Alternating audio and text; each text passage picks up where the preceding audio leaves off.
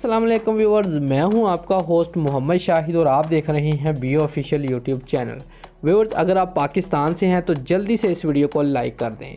Viewers, कौमी cricket team के कप्तान बाबर आजम ने बड़ी ऑफर को ठुकराते हुए बिग बैश लीग खेलने से साफ इनकार कर दिया है। बाबर आजम के साथ साथ फ़खर जमान ने भी बिग बैश लीग खेलने से मना कर दिया है।